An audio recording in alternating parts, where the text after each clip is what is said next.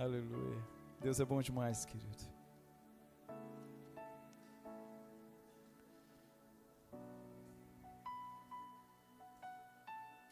Nós temos que ser realmente muito grato a Deus por tudo que Ele tem feito, querido. Gostei muito da abertura da Adriana, porque é um limite, é um questionamento, é um desafio, na realidade. Dar alguma coisa a um Deus que não precisa de nada.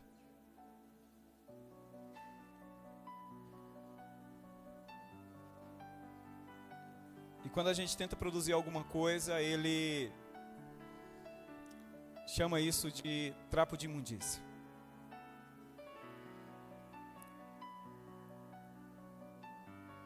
É como presentear alguém muito rico, que pode comprar qualquer coisa.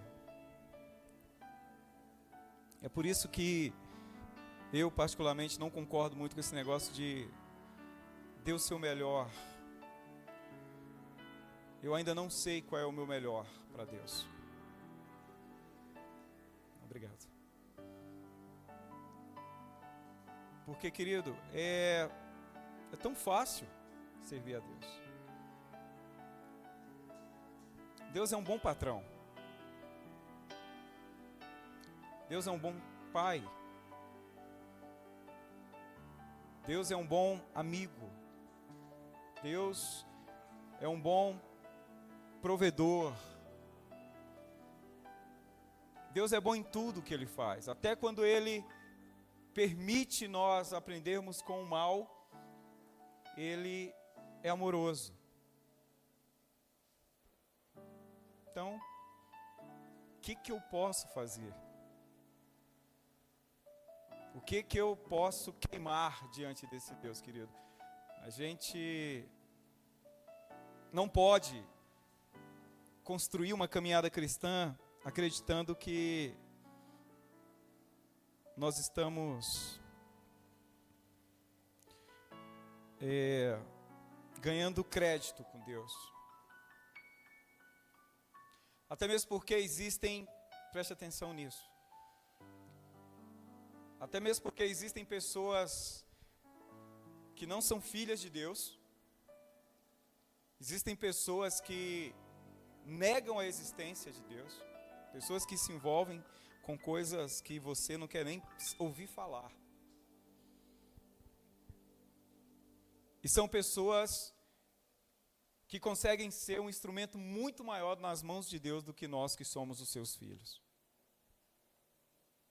Pessoas que vão cumprir o propósito que Deus tem para a vida deles, assim, com exatidão. Não vão falhar em nada. Pessoas que estão morrendo e são instrumentos de Deus em um outro propósito. E ainda conseguem ser melhor que nós. A Bíblia diz, e esse versículo ele é desafiador para mim. A Bíblia diz que os filhos das trevas são mais prudentes do que nós. São mais prudentes do que nós.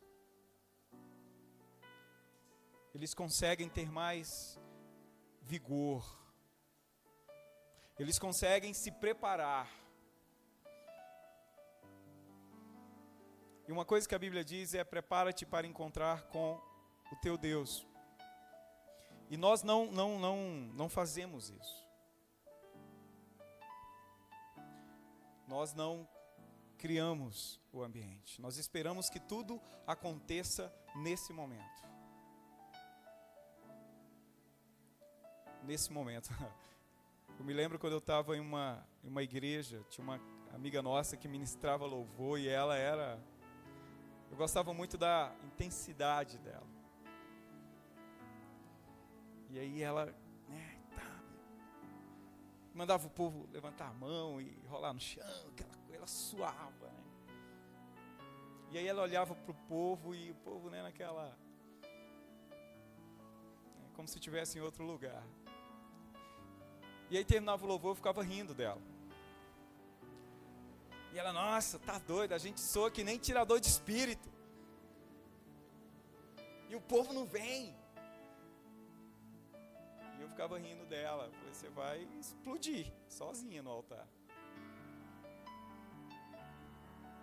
Ela, por quê? Eu falei, porque você se preparou. A tua intensidade, se é você que está produzindo ela, vai ser rejeitada. Agora, se é o mover do Espírito ali para transformar você naquele momento, você vai ser alcançado. A igreja não se preparou para estar aqui. A igreja não se preparou para estar na presença. Foi um domingo qualquer. Churrasco, uma soneca, almoço na casa do parente, uma televisãozinha, tudo. Mas eles não se prepararam para vir. Mas eles querem chegar aqui e comer. Então não cobre deles o que eles não estão prontos para receber ou fazer. Entendem isso? Se prepare para estar na presença de Deus. Amados, as coisas são bem desafiadoras. Eu me lembro que eu nunca na minha vida participei de vigílias como a gente faz agora. Das 10 à meia-noite. A gente ainda estava aquecendo ainda pro dia de Pentecostes e tal. Era até 6 horas. E era assim, dava 3 horas, metade da galera ia embora. E a gente que gostava ficava sonhando, era com depois das 3. Porque aqueles que iam lá só para marcar ponto, parece que estavam atrapalhando o processo. Porque quando eles iam, e era fato, a gente lanchava 3 horas, a galera vazava, e aí, cara, parece que até Deus agora é do meu jeito. E a gente saía de lá para trabalhar, meio até, sabe, grogue. Eu cresci assim. Mas hoje eu tenho que me preparar para estar aqui 2 horas. A gente tem que dormir um pouco, a gente tem que tentar descansar, porque são 2 horas bem pesadas. O dia é pesado. Você tem que preparar o seu corpo, querido. Você entende que essa concepção de dar o melhor pode de repente começar por aí, no seu preparar? Eu mandei no grupo hoje uma mensagem que eu não gosto de mandar. Querido, ore pelo culto, ore. Não, isso eu acho sério, eu confesso para os irmãos que eu acho ridículo. Falar sobre coisas que ontem eu estava aqui na vigília e o Espírito Santo ministrando, e eu falei, poxa, eu tenho que, não vou falar sobre isso, mas eu tenho que tocar nisso de novo. É porque a gente vai amadurecendo. Quando é que a gente vai ter que parar de ouvir que a gente tem que ler Bíblia? Quando é que a gente tem que, ou vai parar de ouvir, que a gente tem que orar? Né? E conversando com o Serginho ontem, lá na oficina do Flávio, sobre essa questão de orar, eu falei, cara, nós temos que entender que isso tem que ser uma fome, porque tudo na nossa vida é baseado em fome, querido. Você tem fome de vestir, e é insaciável. Mulher então, né? Mas o seu corpo pede, a sua aparência pede, é uma fome que não acaba. Você tem fome de comer, e não é porque você fica 2 dias sem comer, é porque do almoço para a janta, e você ainda ouve, cara, eu só almocei hoje, né? Parece que o mundo acabou assim e tal. É insaciável. Você tem sede insaciável. E são coisas insaciáveis que se você não fizer, você vai ficar doente. Nós, somente morando num país tropical, a gente tem fome de tomar banho. Ficar sem água pra gente, eu te falar um negócio. Cota a energia, o que sai da torneira não. Vela não sai água, só se for na casa de vocês. Se está saindo água lá, vão ficar ricos, amados. Mas é tenso para a gente. A gente tem essas fomes. O pecado é uma fome. Você não vai parar de ter fome de pecar. Agora, qual que é a diferença? Controle. É o que a Bíblia chama de domínio próprio, fruto do Espírito. E aí a gente acha que domínio próprio é só quando eu escondo o soco. É só quando minha mulher, me deixa que nem eu tocha humana, minha vontade é fulminar. E eu não vou, calminha, amigo.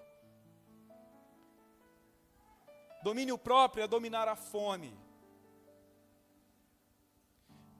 Mas você precisa alimentar a fome. O problema é que todas essas outras fomes conseguem camuflar ou até apagar a fome das coisas de Deus. Talvez você não tenha jantado para vir para cá, mas você vai pensar em alguma coisa para comer. Nós dormimos preocupados com o café da manhã, com a preguiça de ir na panificadora. Não, tem que ir amanhã cedo na panificadora, está chovendo, está tão gostoso, fez calor. Nosso inferno visitou a nave, agora que o céu chegou, tenho que ir na padaria. A gente é assim. A gente clama por oportunidades, queridos. Trabalho, faculdades, empresas, posições melhores. E Deus vai derramando isso sobre nós. Mas sabe qual é o problema? É problema porque quando você começa a trabalhar, ou quando você começa a estudar, isso vai preencher, ou começa a fazer qualquer coisa, até se relacionar, namorar. Isso vai exigir que você dispense, ou que você invista um tempo nisso. E aí você programa a sua vida para encaixar aquilo. Mas eu queria que você fosse sincero essa noite, com você e com esse Deus que nos abraça aqui. Qual foi a última vez que você se programou para encaixar a leitura bíblica e a oração dentro das suas 24 horas? Porque você acabou criando inúmeros afazeres. Nós acordamos, acho que a Adriana está vivendo isso agora, de novo, como vó. A Rainha e a Pâmela logo vão viver isso. Eu acho que era uma coisa que nós tínhamos que ter preservado. Nós não, o Senhor tinha que ter preservado em nós. Quando a criança tem fome, ela não quer saber se você está dormindo, ela não quer saber se você trabalhou o dia inteiro quebrando pedra, ela não quer saber que hora é. Ela abre o berro, e enquanto você não colocar alguma coisa que a alimente na boca dela, de preferência que ela goste, ela não se cala. É ou não é? Ou isso só aconteceu lá em casa?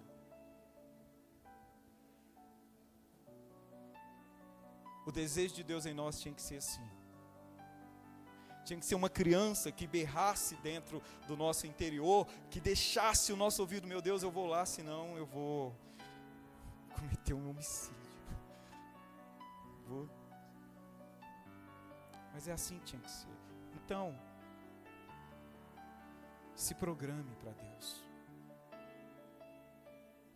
Se programe para Deus.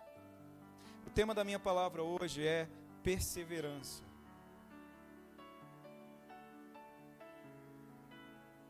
E é importante você perceber isso.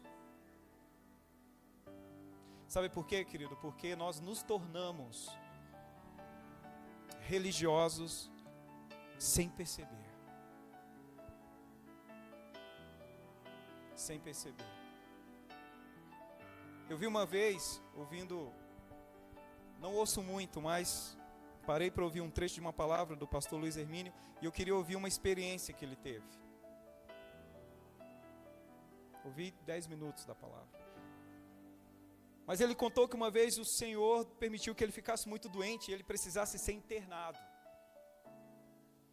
E ele teve que ficar 6 meses parado, se eu não me engano. Sem poder ir pregar, sem poder ir na igreja, parado. E ele, Deus, faz, Senhor. E aí Deus vem. Eu preciso falar com você. Eu preciso tratar algumas coisas com você. Se eu não te parar, você morre e eu não cumpro o propósito. Então, relaxa. E aí ele falou que nesse período foi o momento que ele mais ouviu o Senhor para tudo aquilo que o ministério precisava. Então, querido, nós temos que caminhar. Porque isso é tão engraçado que até o próprio ministério, a própria obra de Deus vai tomando lugar. Eu tomo muito cuidado com isso. Nós somos uma igreja que não tem culto todo dia, querido. É desnecessário. Isso não gera, não forma crente. Pelo menos de verdade, não. É por isso que é uma revelação, é uma consciência de revelação. Então, sabe o que é bom? Isso é bom em nós hoje. Se a gente hoje se reunir em 2, 3, ou até sozinho, fechar o olho e começar a cantar, e começar a ministrar algumas palavras, Ele vem. É ou não é? Não precisa de muita gente, porque nós aprendemos a caminhar por esse processo. Queridos, você gosta de ir onde você não é desejado? A gente que é casado sofre muito com isso. Ai, amor, vamos lá na casa do meu pai. Nossa, seu pai nem gosta de mim. Seu pai nem olha na minha cara. E aí, por amor ao propósito, você vai na casa do pai. Mas ninguém gosta de ir em lugares onde você se sente indesejado. Entende isso? Por que Deus tem que agir diferente? Por que Deus tem que ser diferente? Amados, abra sua Bíblia em Romanos, capítulo 5, verso 4, para nós conversarmos essa noite. Vai ser bem rápido.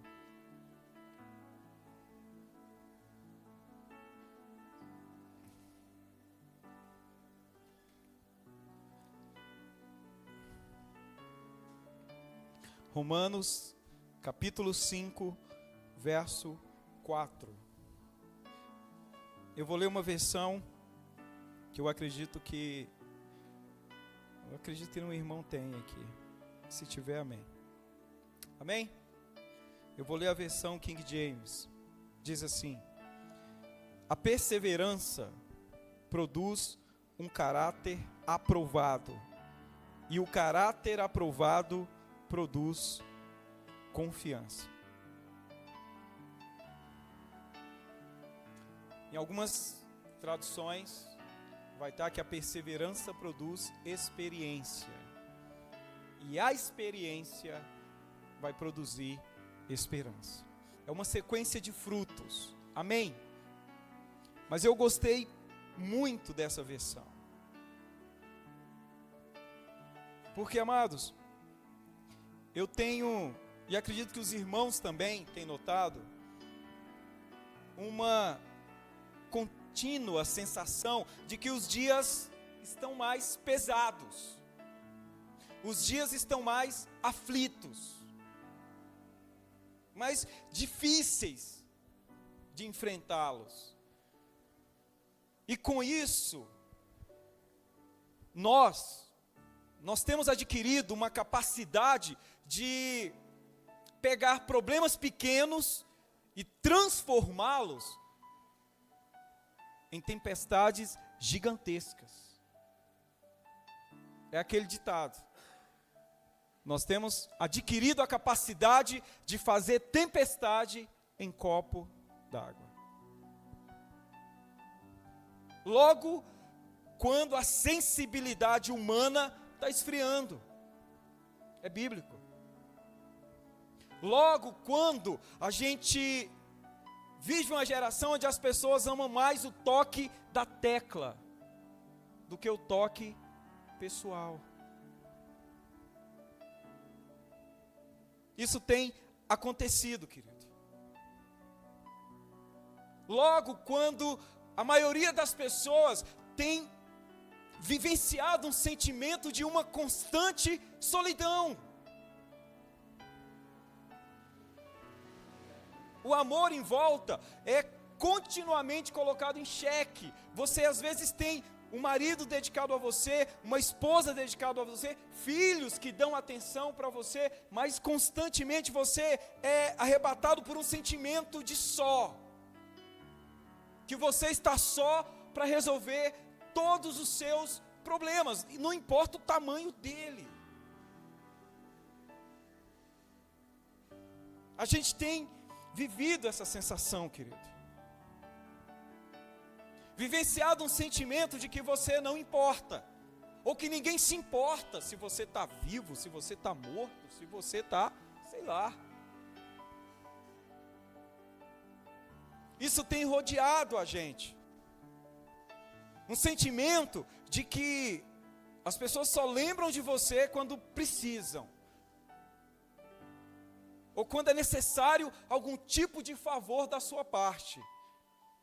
Esse sentimento, ele tem, abraçado essa geração, querido. Mas é uma geração perigosa, porque é uma geração que só sabe se relacionar para o seu bem-estar. As suas dores, não. Ninguém quer se relacionar com as suas dores, querido. E aí, você acaba sendo formado dentro de uma bolha, onde você quer que os outros ouçam seus problemas, mas você não quer ouvir o problema de ninguém. Todo mundo só quer curtir a parte boa. Fernanda e a Jéssica estão lutando com o GPS lá na casa deles. Convidam, tem pessoas que a gente tem orado, tem pessoas que precisam, e a gente tem orado, tem convidado. Quantas pessoas foram? Ninguém. E aí toda vez que termina o horário, o Fernando me manda mensagem: pastor, preparamos o ambiente, preparamos tudo. Convidamos, oramos, e ninguém veio. Mas se fosse para um churrasco, se fosse para uma rodízio de pizza, se fosse para o cinema grátis por conta, o carro não ia caber. É ou não é, queridos? Não falo de nós.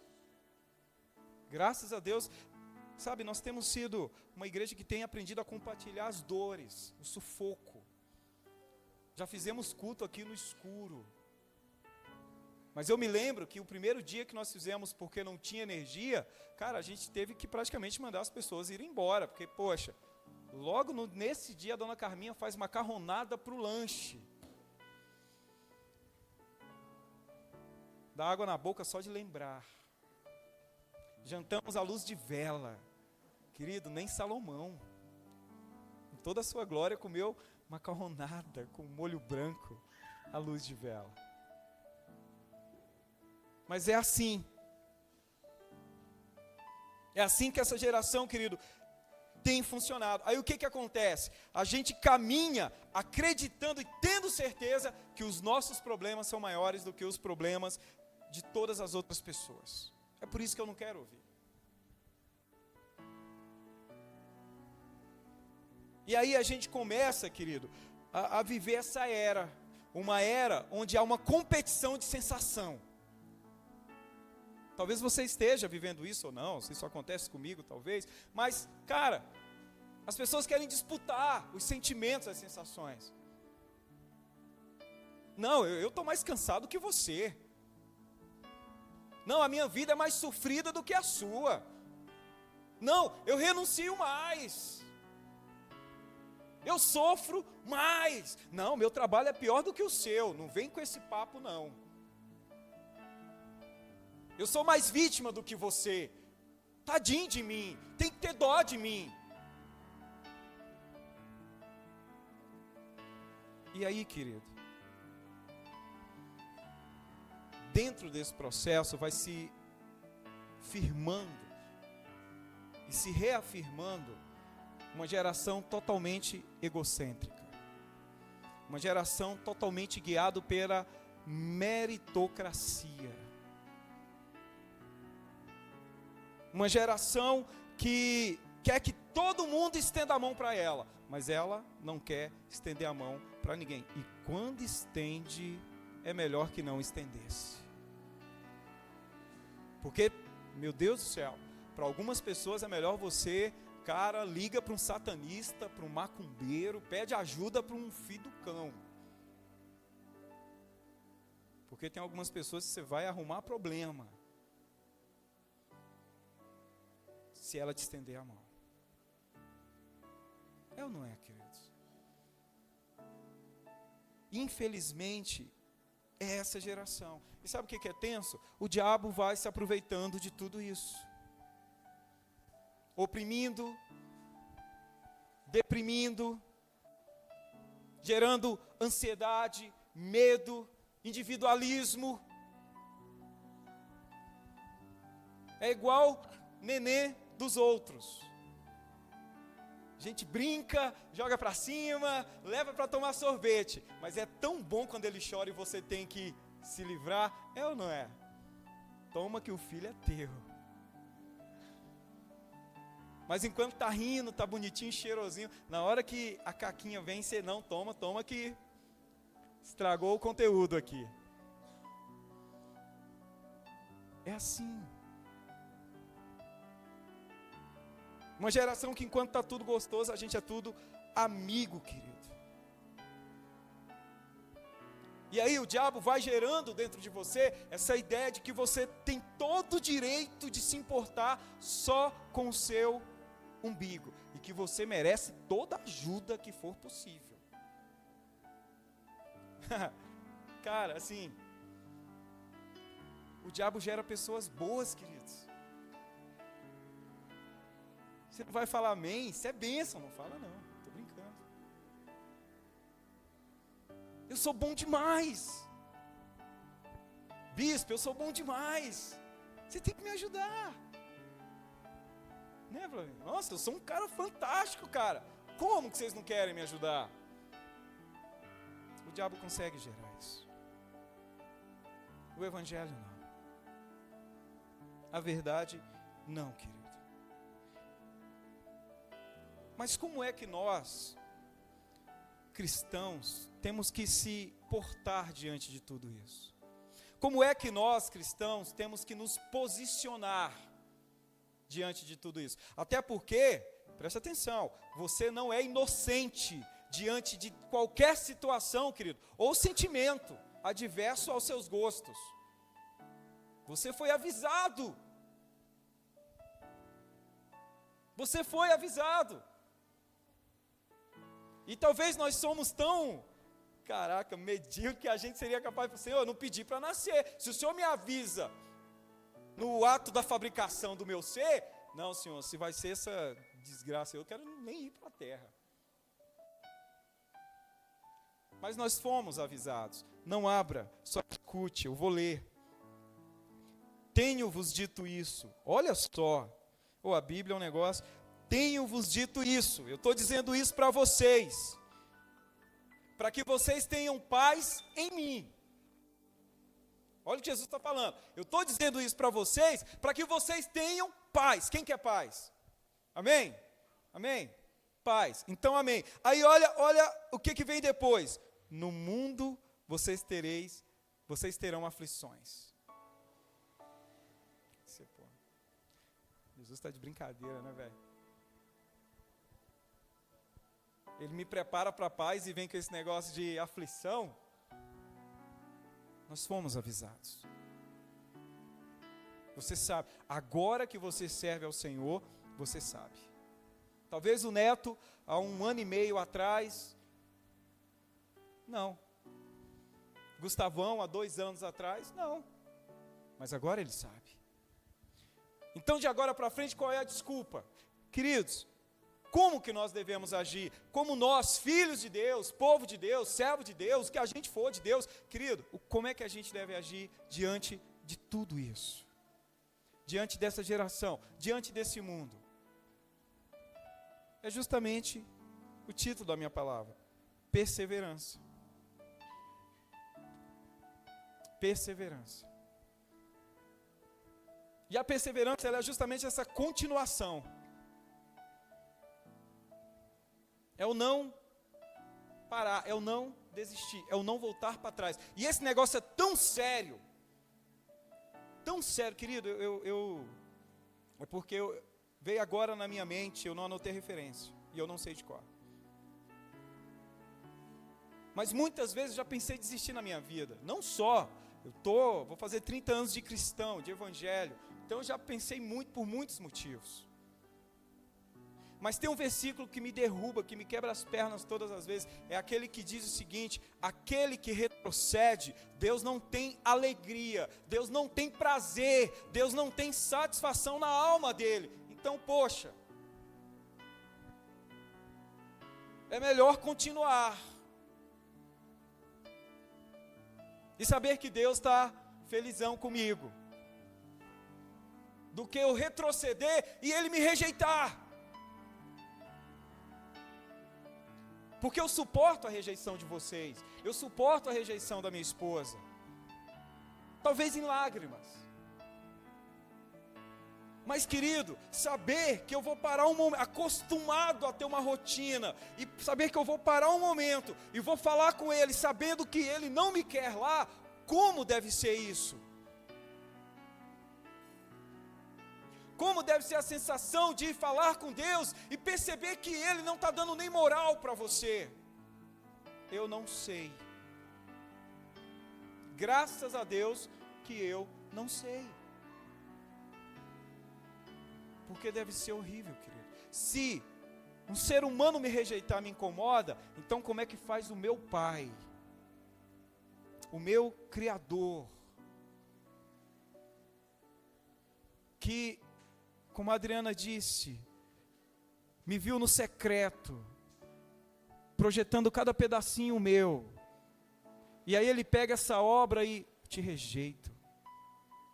Mas é engraçado que é uma rejeição, que é uma resposta da minha rejeição, é porque eu retrocedi. Sabe por quê, querido? Porque para Deus não tem desculpa. É por isso que a perseverança, ela tem que ter um motivo, ela tem que ter um alvo, ela tem que ter um objetivo. Amados, olha a maldade é perseverante, é ou não é? Olha a violência. Parece que os caras, prendem 10, nasce 20. A criança nasce violenta. Ontem, brincando aqui no GPS Kids, no Manaim Kids, e aí eu fui brincar com a Vanessa, peguei a mão da Vanessa, apertei ela, ai pastor, rapaz, o Lucas, parecia aqueles bonequinhos, você lembra o bonequinho que tinha, que ele ficava dando soco assim, um robozinho? Ou não, né, cara, isso é da minha época, isso é dos meus cabelos brancos. Hoje os bonecos falam que você dá bom dia, na minha época só mexia os braços. Cara, o Lucas saiu assim, veio pro meu lado como se ele pudesse me derrotar. Eu fiquei olhando assim, falei, ué, quem que ensinou esse menino a defender a mãe dele desse jeito? O que é que o Sérgio está discipulando? Como é que você está discipulando esses meninos? Então isso já nasce com a gente, querido, essas coisas. O ganancioso é perseverante, principalmente quando ele percebe que a ganância dá certo. O mesquinho, o avarento é perseverante. Mas por que nós temos que perseverar, queridos? Nós, crentes, filhos de Deus, eu estou pregando para nós. Por que você tem que perseverar? Amados, porque Deus sonhou com você. Amém? Você é fruto do sonho de Deus. Deus preparou um paraíso para você. Ele se preocupou, em preparar um lugar para você, uma eternidade, sem dor, sem tristeza, sem problema, querido, sem menstruação. Diga amém, irmã. Vou ver até um glórias ali, que isso? Está ficando pentecostal. Você entende? Querido, sem menino doente, sem menino chorando, entende? Sem cliente chato, sem ponto para bater. Ele preparou um lugar assim para nós.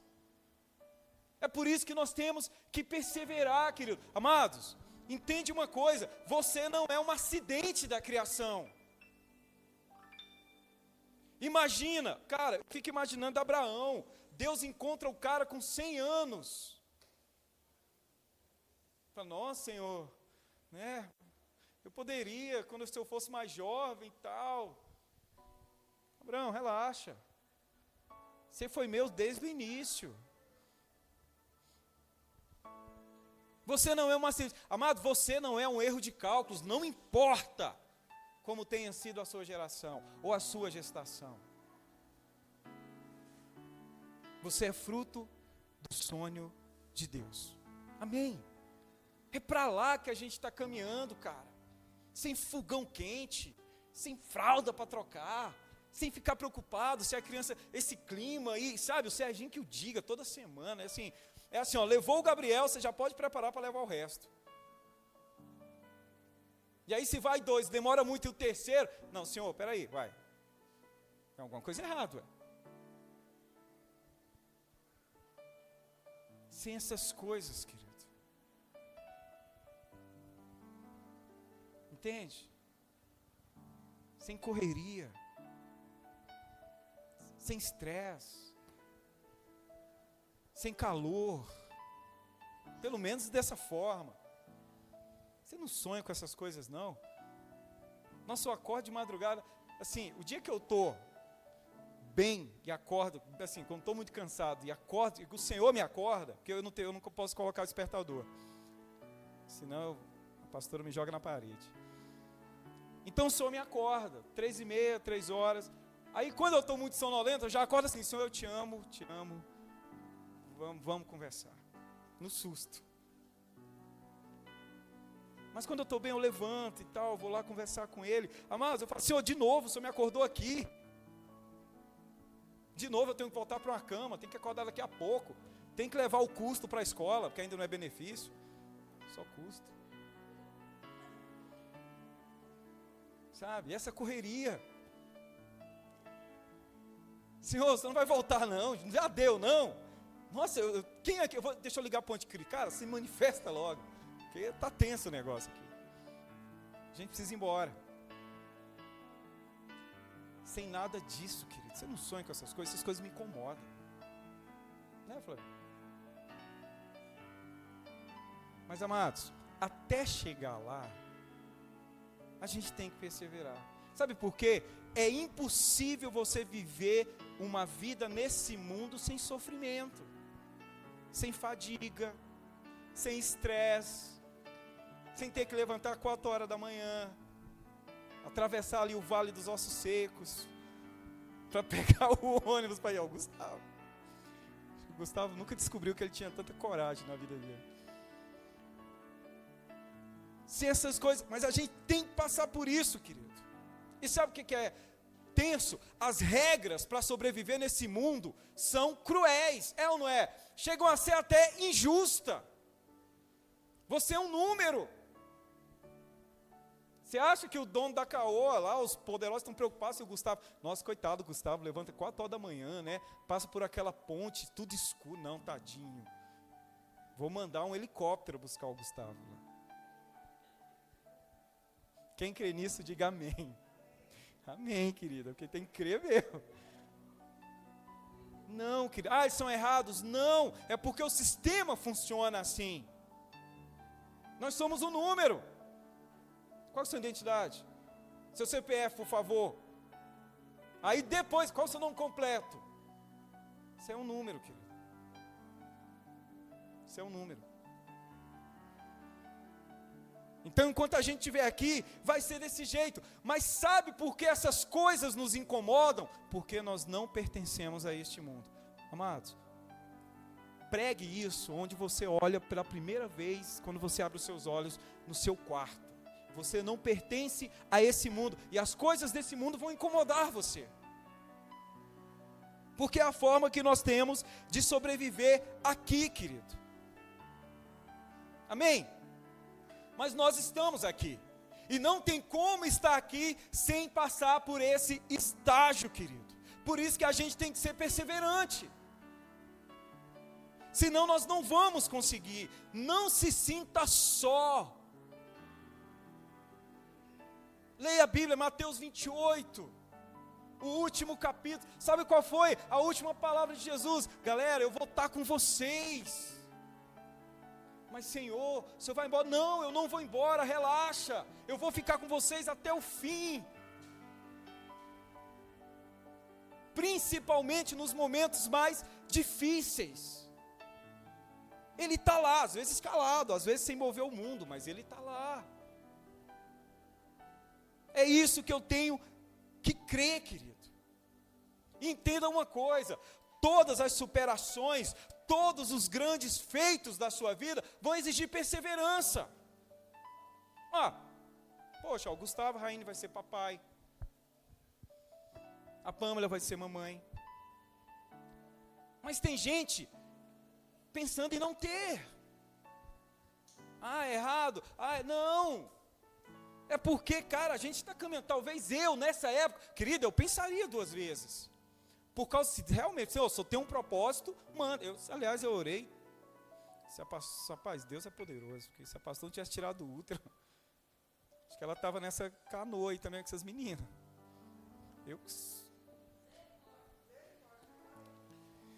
Deus é bom. Como Deus é bom. Né? Como Deus é bom. Mas talvez eu não teria. Por causa daquilo que está se formando. Por causa daquilo que está acontecendo. Mas tem que ter perseverança. É um desejo. E eu glorifico muito a Deus pela vida da Rainha. Porque nós sabemos o que ela passou com a perca. E ela poderia ter cortado esse sonho da vida dela. Não quero, vai que eu perco, vai que eu abro mão, vai que dá tudo errado de novo. Olha aí o Artuzão aí. Então nós temos, querido, que entender isso. Tudo na nossa vida vai exigir perseverança. Agora, confesso para os irmãos que é decepcionante essa leva de cristão que vive hoje, querido, uma vida com Deus e não quer sofrer, não quer ter dor, não quer ter cansaço. Sério, assim, para mim, de coração, para mim essas pessoas querem ser melhor do que Cristo, querido. Cristo padeceu da hora que Ele nasceu até a hora que Ele morreu. Nada aqui foi fácil para Ele. E a gente não para pensar, amado, qual de nós aqui, não importa o quanto nós fomos quebrados, ou quantos nossos pais estavam quebrados no momento do nosso nascimento, mas quem nasceu no curral aqui, lá do lado da vaca, porque sua mãe não tinha condição de ir para um pronto-socorro, ou chamar uma parteira, a gente acha que aconteceu que nem os presépios, né? Tudo bonitinho e tal, e cheirando, querido, era animal que tinha lá. Foi o lugar que eles acharam, o meu Senhor. Nada aqui foi fácil para Ele. Então por que tem que ser diferente para nós? Me responda isso. Por que tem que ser diferente na nossa vez? Amados, olha a história da igreja. Quantos irmãos nossos foram mortos, comidos por animais, por crer ou por crer porque alguém falou? Por que na nossa vez vai ser só férias?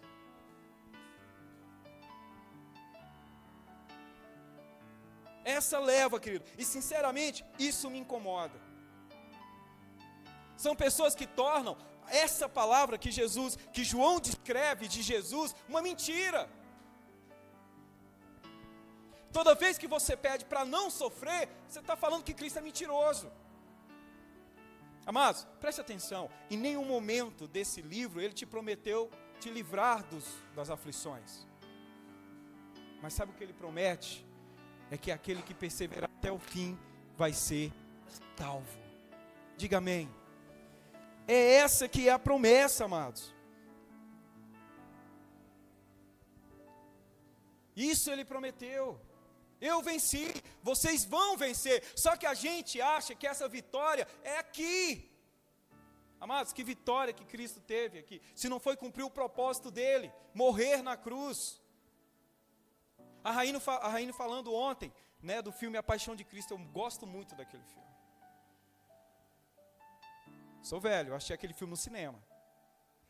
E eu saí do cinema querendo matar um romano. Se aparecesse um soldado romano na minha frente, eu mataria ele. Aquele filme mudou a minha vida. Sabe por quê? Claro, eu já era cristão, mas amados, parece que realmente o Mel Gibson conseguiu transformar o que está escrito aqui de uma forma... E mesmo assim ainda foi pior. A Bíblia diz que ele não tinha aparência humana. Mas tem uma parte naquele filme que foi isso que... Eu chorei que nem criança. Eu estava com um amigo meu, Eduardo. O Eduardo segurando o choro. Cara, eu desaguei. Amado, chorei que nem criança, soluçar. Não foi pelas chicotadas. Foi na hora que ele chega na cruz e ele abraça a cruz e encosta nela assim, ó, como se estiver descansando. Aquilo acabou comigo. O meu Senhor. O meu Senhor. Eu não mereço. Então isso marcou a minha vida. Porque eu sabia mais ou menos como é que tinha acontecido com o corpo dele. A gente não tem noção. É ceia. As carnes dele foram abertas, querido, como se alguém tivesse passado uma faca. E a Rainha até citou ontem em relação, eu esqueci o nome do chicote agora, que tinham pedaços de ossos e metal. É por isso, se você viu o filme, quando o romano testa na mesa e ele puxa, ele gruda. Foi isso que aconteceu. Foi isso que aconteceu para a gente desprezar, para a gente fazer de qualquer jeito, para a gente servir do jeito que a gente quer. Não foi. Então, eu amo o Senhor. Eu acho que se eu tiver a oportunidade de ir em Israel, queridos, eu vou chorar a viagem inteira. Saber que o meu Senhor pisou, saber que o meu Senhor tocou, saber que a mão do Criador da vida encostou numa pedra, que não é nada. É Ele que eu admiro. É Ele que é o meu exemplo, querido. É por isso que perseverar para mim sempre vai ser uma continuidade, porque é onde eu sou moldado, é onde eu sou lapidado, querido. É na perseverança que é igual essa versão diz, o meu caráter está sendo transformado, porque durante o processo da perseverança, eu estou sendo transformado num ser humano melhor. Porque tem momentos que a gente é muito duro, que a gente se acha, às vezes, sabe, nem vou usar esse superior para não ser injusto, mas assim, não, o fulano é meio fraco para isso. Aí às vezes o Senhor permite para que a gente sinta um pouco, mas cada um luta de um jeito. Eu não posso exigir, por exemplo, da dona Carminha a mesma força que a Juliana tem, a mesma visão, é diferente. Você entende isso? Mas vai me melhorando como ser humano. E aí, porque as pessoas não enxergam isso, o que elas fazem? Desistem. Elas vão abrindo mão de sonhos, projetos, famílias, e chegam ao ponto de desistir de Deus.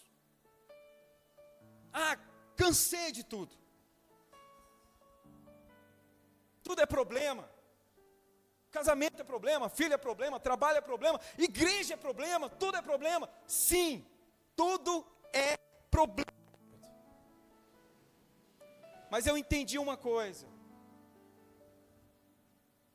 nenhum soldado consegue ser treinado, aperfeiçoado, deitado na cama do quartel. Ele só se fortalece na guerra, ele só consegue ter estratégia na batalha. Entende isso? Deus não está nos ensinando à toa, Ele sabe que amanhã você pode ter um dia pior do que foi hoje, então Ele está te forjando, para que você chegue lá e chegue pronto, para que você não seja pego de surpresa. Vocês estão entendendo isso, querido? É isso que Deus está fazendo hoje. Nossa, poxa, nosso dia dos rapazes, caracas, tenho que preparar meu filho, amanhã vai ser tenso. E eu vou ter que só assistir, porque eu já fiz, eu já prometi. Ele vai ter que se apegar ao que ele tem de mim, porque amanhã o dia vai ser mau como nunca foi. É isso que Deus faz. E aí, se a gente não enxerga assim, querido, a gente vai se fortalecendo, querido. Amado, preste atenção. O céu é para aqueles que perseveram em caminhar com Cristo de forma fiel. Apesar das lutas, apesar dos desafios. Não tem desculpa, querido. O céu é para aqueles que não vão desistir, apesar das dores, apesar dos abandonos, querido. Amados, às vezes eu paro para conversar com o Senhor, alguns assuntos eu falo, meu Deus, poxa vida, eu já tive tantos amigos, já passei por tantos lugares e parece que eu não consegui acumular isso. Mas apesar disso, querido, a gente vai continuando, querido. Pare de achar, amados, pare de achar, e ensine para as pessoas que Deus vai levar alguém para o céu só porque o cara é trabalhador. Nossa, coitado, trabalha das 6 à meia-noite. Não, esse cara é show de bola, merece o céu. Pare de achar que você vai para o céu porque você sofre muito. Tem gente que é assim. A gente faz isso com os nossos entes queridos. Principalmente se está no grau de pai e mãe. Amados, eu falo isso sempre aqui. E eu não falo porque eu sofri isso. Os irmãos sabem, eu choro assistindo Baby o Porquinho. Mas, amados, eu oro todo dia para Deus alcançar o coração da minha mãe. Cara, ela não merece o céu, mas ela sofreu demais aqui. Mas se ela morrer hoje, ela vai para o inferno. E eu vou lá, prego, amo, beijo, e não adianta ela ser mãe de pastor, isso não vai salvar minha mãe. Não adianta ela ter sofrido tudo que ela sofreu, isso não vai salvar minha mãe. Ela tem que se arrepender, ela tem que reconhecer. Ela é idólatra. Tem umas imagens lá maior que esses meninos que andam por aqui. E ela se apega, ela beija, ela acende vela, está cega. E não vai adiantar. Se ela fechar o olho hoje, ela vai ser recebida por um demônio no inferno.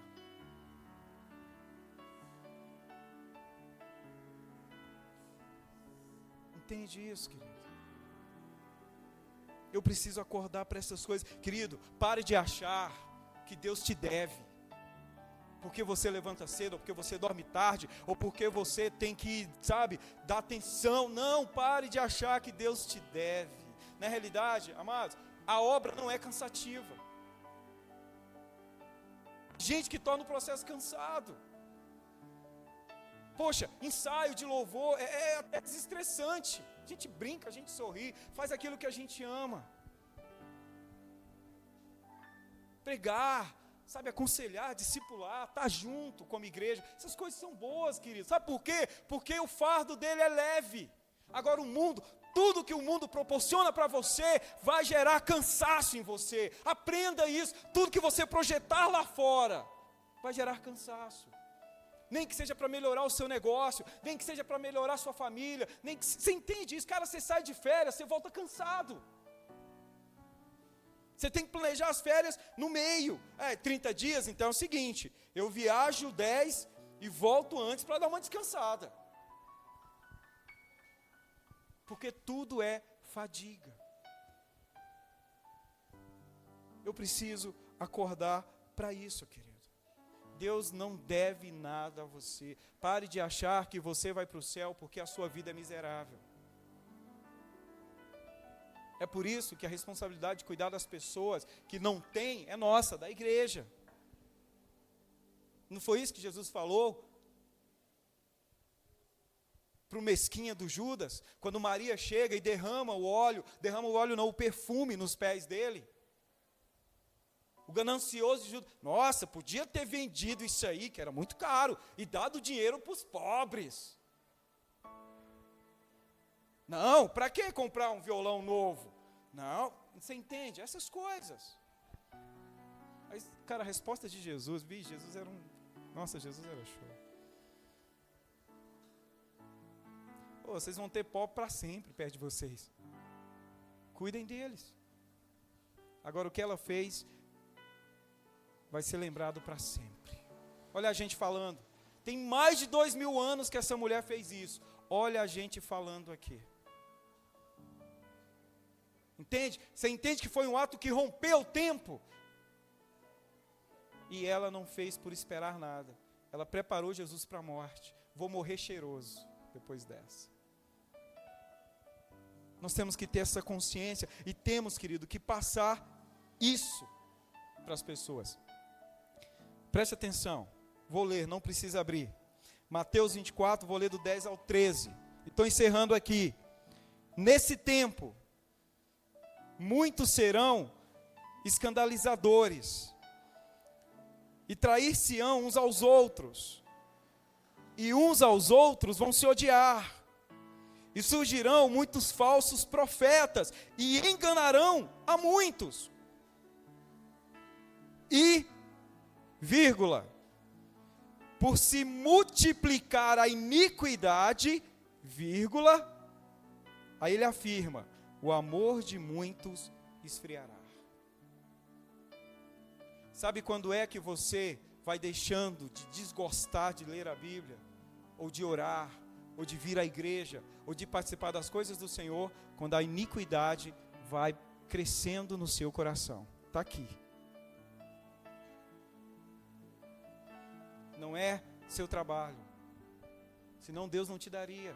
Não é sua faculdade, não é sua família, é a iniquidade, é aquilo que você ama se multiplicando dentro de você.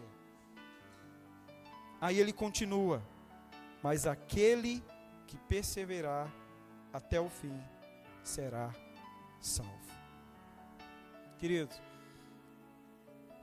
vocês podem achar muitos motivos, ou achar que tem muitos motivos para desistir. Sim. Verdade. Mas sabe qual é a realidade nossa? É que nós só temos um motivo para continuar. Cristo Jesus. E Ele é suficiente. Ele consegue se sobrepor sobre todos os motivos para se desistir. E Ele é o nosso exemplo de perseverança, querido. É nele que eu me espelho. É por isso que a gente está aqui, porque ele perseverou até o fim. É por isso que nós vamos comer da mesa, porque ele perseverou até o fim. Amados, cuspiram na cara dele e ele perseverou até o fim. A gente está preocupado porque estão falando mal da gente.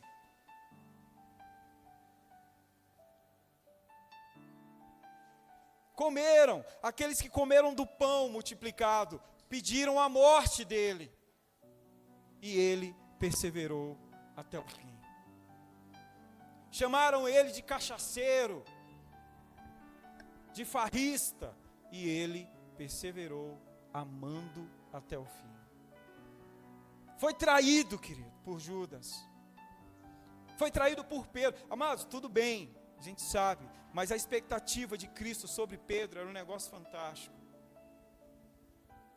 Imagina, Cristo ele tinha essa capacidade de ler a gente. Imagina Pedro, não Senhor, nossa, se for preciso eu morro com o Senhor. E Jesus olhando para ele fala, cara, poxa Pedro, você vai me negar hoje 3 vezes, cara. Antes do galo cantar, avisando que o dia vai amanhecer, você vai me negar 3 vezes. Não Senhor, que isso, eu não. Qualquer um desses perrapados aí vai. Eu não, sou duro, sou pedra. Vocês sabem o que aconteceu. E sabe o que ele fez? Perseverou até o fim. E aí quando ele ressuscita, encontra os discípulos, diga a Pedro que venha. Eu preciso encontrar. Pedro está em crise. Pedro está em choque. Pedro está achando que tudo acabou, que eu odeio. Não, chama ele. E aí, querido, eles se encontram. Pedro, olha para mim. Senhor, não dá. Pedro, tu me amas. É claro que eu te amo. Então olha para mim, não dá. Eu sei o que eu fiz. Eu fui que nem Judas, Senhor. Eu podia ter me matado também. Eu sou tão covarde, Jesus, que eu não tive coragem nem de pôr uma corda no meu pescoço. Homem de verdade era Judas. Pedro, olha para mim. Você me ama, Pedro? Senhor, eu te amo. Pedro, eu perseverei por você. Eu voltei por você. Vamos comer peixe. Vamos sentar na praia. Existem algumas coisas que eu preciso compartilhar com você. Sai disso, cara. Persevera. Eu estou aqui. Eu voltei. Você me ama? Amo, Senhor. Então me abraça e cuida das minhas ovelhas, Pedro. Porque você é que vai liderar essa galera toda aí, o traidor. Senhor, para com isso. Estou falando sério. Você entende isso, querido? Você consegue entender isso? Amados, como que você não ama com a sua própria vida tudo isso? Como que você não consegue ter, sabe, o apego por esse livro? É a coisa que eu mais invisto na minha vida, vocês sabem disso. É Bíblia. E não é porque eu quero me aparecer, não. É porque eu quero ver o que estão falando. Tem cara milhões de anos luz mais inteligente que eu. Eu quero saber o que esse cara comentou. Eu preciso. Os meninos compraram uma Bíblia aí que eu vou te falar um negócio. Eu estou quase para vender meu rim. De curiosidade. Isso me corrói. Amados, isso não me faz melhor. Eu amo. E eu sempre amei, sabe, a palavra. Mas quando eu encontrei o Senhor, eu amei orar. Eu tinha preguiça de ler a Bíblia no início da minha conversão. Mas sabe por que eu amei orar? Porque, cara, esse negócio de falar com Deus era um negócio que eu achava fantástico. Cara, peraí, eu vou falar com ele vai me ouvir? Vai, Reginaldo. Sério? É só eu falar o nome de Jesus? Você está curtindo. É sério. Isso, meu pastor falando. Amado, aí eu ia para a vigília e ficava. E quando Deus usava alguém, aquela pessoa para mim era um ser diferente. Cara, como é que Deus fala através de uma pessoa feia assim? Então eu tenho chance. E eu amei esse acesso. Porque eu sei de onde Ele me tirou. Eu sei as possibilidades de onde eu poderia estar se não fosse Ele. E é por isso que é tão bom vir para essa mesa. Porque Ele me convidou há 27 anos atrás. Mas na realidade, Ele me convidou antes que o mundo fosse formado. Ele escreveu o meu nome no coração dele.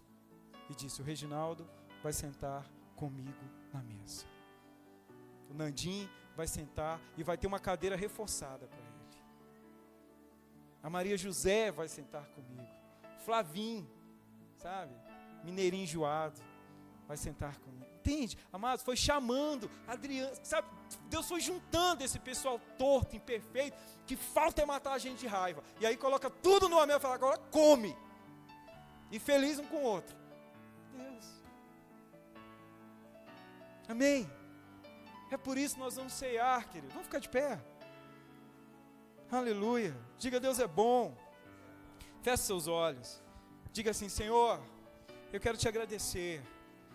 Não, diz para me ouvir também. Eu sei que vocês estão falando, só ele ouve, mas eu queria ouvir também. Diga assim, Senhor, obrigado. Porque meu nome era Pedro. Eu era que nem Pedro. Ou talvez eu seria até pior. Mas, Senhor, obrigado por ter me chamado para a mesa. Obrigado por ter me chamado para a mesa. O Senhor é bom. O Senhor é bom. Diga, o Senhor é bom. O Senhor me deu uma família maravilhosa. Enjoada, mas a gente ama. O Senhor me deu os irmãos assim que, né, a gente vai enquadrando e tal, mas é família. Amém? Vocês estão agradecendo não, velho? Estou orando sozinho aqui, seus fariseus. Amados, Deus é bom. Quem vai servir a ceia, por favor? Tome lugar. Quem é as vítimas de hoje?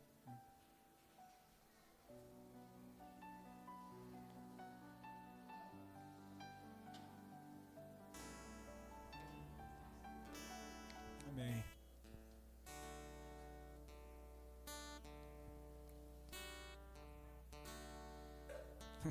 Adolescente.